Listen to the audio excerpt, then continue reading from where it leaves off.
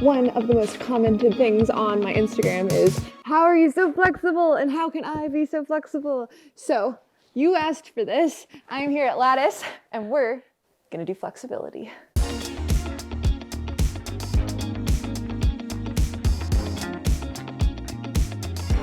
If you don't know, Josh is like a flexibility guru. So he'll be walking us through kind of a few of the steps to become more flexible and then apply that to climbing. I like how you called me a flexibility guru. Because like earlier, I was like, you're a slab pro. And you're like, no.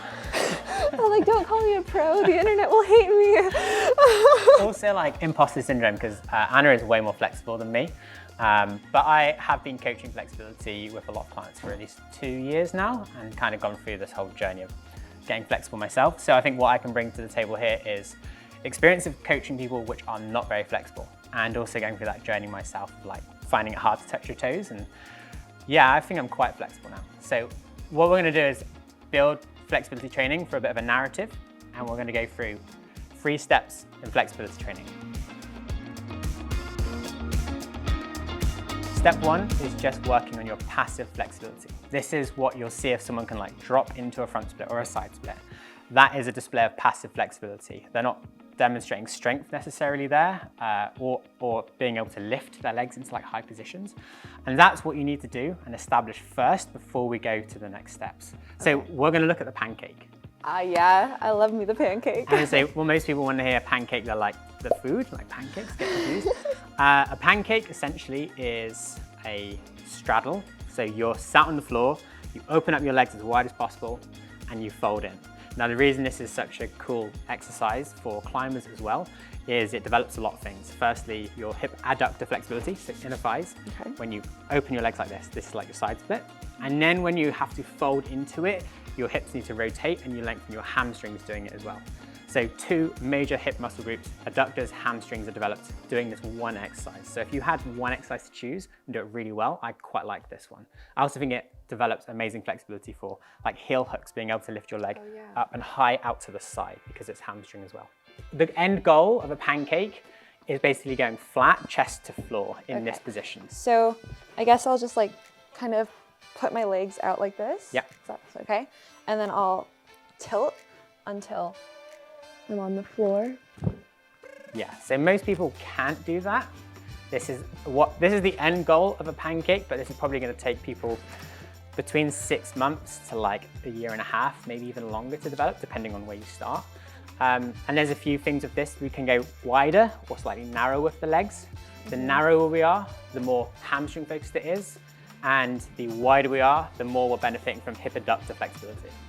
Yeah, I can feel that as I like experiment with like this. Well, I guess the narrower you are, you end up just getting to here, and this is like hamstring, fully hamstring, and then you can go to what would be like a full side split. If you went and your feet were in line, like all in line, and then folded in, you're just in a side split. So most people can't do that level of pancake, but that's a good goal to have, and I do think that will help people's climbing a lot if they kind of work towards that goal. But because they can't do that, they're going to be often stuck here doing this, right? And probably rounding in the spine, like trying to reach forwards. But their hamstrings are going to limit them to fold in. So we're going to go through a really key principle that kind of works throughout all flexibility training, which is leverage. I need leverage to be able to get torque, like rotation, in my hips. So I'm simply going to come to a standing position like this. And now in that exact same position at a 90-degree angle, I have so much weight pulling me down. This is what I mean by leverage. I have leverage in this position. So I can do a standing pancake and have leverage. It's exactly the same as what you did on the floor, but I get so much more stretch and tension into the hamstrings, more intensity. I have leverage here. This is the best position to be in.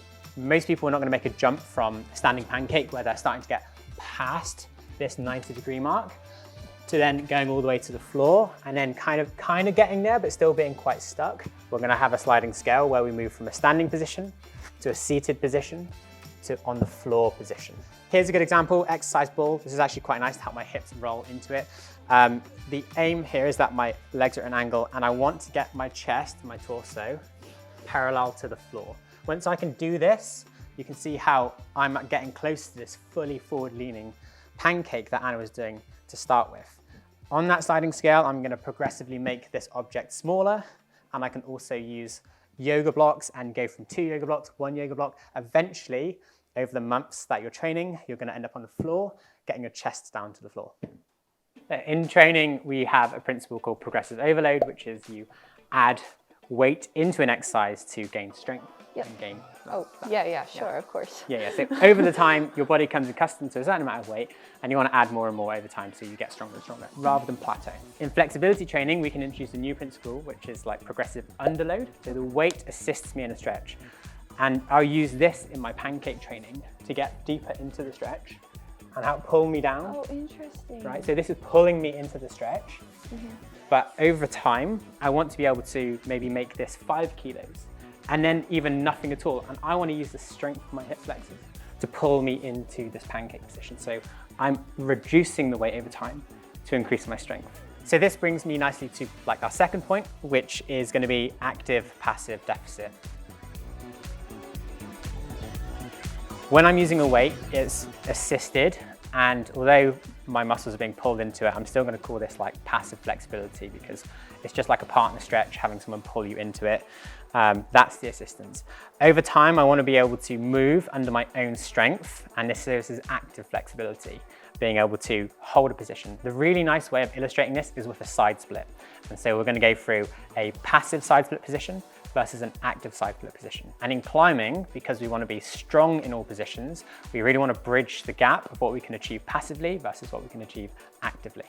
And actually I'm choosing this one because Anna can't do a full side split at the minute, but this will be a good way to see a difference between what you can do passively and what you can do actively. So go into your deepest side split position, taking as much weight as you want and as much weight as you can for your hands. So going in there passively.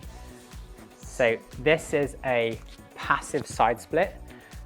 Yeah, that's cool. I can't quite get to the ground yet, but right now, but yeah. Yeah. So, no, that's good. So this is supported. It's a passive side split. Basically, she's using her upper body to take some weight through the adductors and not fully supported it. Now I want you to show me what you can do without touching the floor with your hands.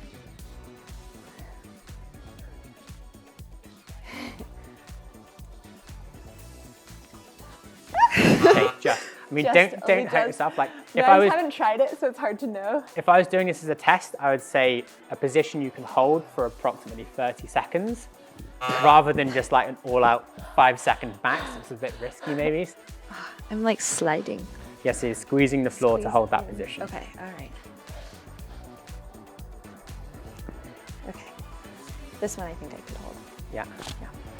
So already I think you can see like quite a big difference. Now I'm going to look at the difference between active and passive and the distance between those two. And what we want to do in climbing is first establish that passive flexibility, that's step 1.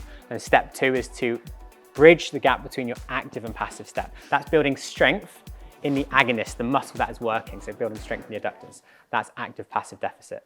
And so how do I build strength in that motion? Is there like a quick exercise? Is it just holding it really, or? There's a few different ways you can do this. Like one is isometric holds. So that position, just holding that position. You could literally do that. And I might give you, for example, 3 sets of 30 seconds or even longer, maybe even like 45 to 60 seconds, holding that position. That's good, yeah. And what you might find is that like over time, you can get deeper for that same level of time. If you find you hit a plateau, I can start adding weight. I can ask you to hold that position in the same distance, and you can measure that distance. Then add 5 kilos, add 10 kilos. By the time you can hold 30 seconds at 10 kilos, I guarantee you can go deeper at body weight and you build that strength as you go. There's other exercises we can do as well, but that's probably the simplest one, is just isometric holds. So now we are brought on to step 3 of the journey of flexibility training. And now we're talking about the strength in our antagonists.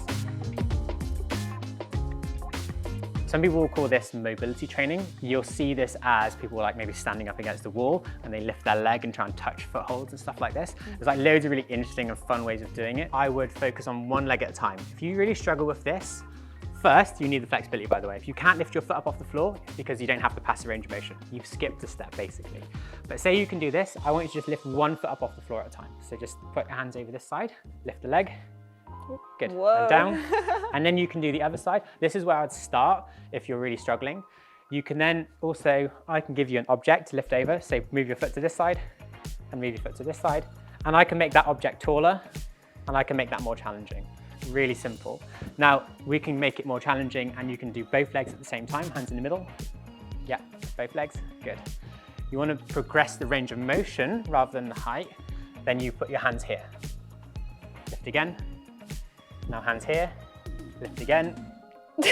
Starting to get more difficult. So in this way, we're training those muscles to contract at shorter and shorter muscle lengths, which is going to help with those like really outrageous high steps that you're doing on slabs and stuff. Yeah. Because you're trying to train that muscle to get into a really, really shortened state and still have the ability to pick that leg up and go further. Gosh, I love these. This is great. Well, thank you so much. I get so many comments, DMs, just people see me climb and they see how flexible I climb, and it's hard for me to explain it. I love how you broke down the steps because I have a lot of passive flexibility, but I don't necessarily have like a lot of guidance for people. And now that I'm working with Lattice a little bit on this, it's really cool to actually see, okay, I am getting stronger in these positions, and to share that information on with my viewers who are so eager to get more flexible and strong and then full ranges of motion. To get better at slab ultimately. Ultimately, for the ultimate, most important goal that there ever was in climbing, to get really good at slab. Head over to Lattice Training and you can catch more flexibility and training advice with Josh. So do that. Bye.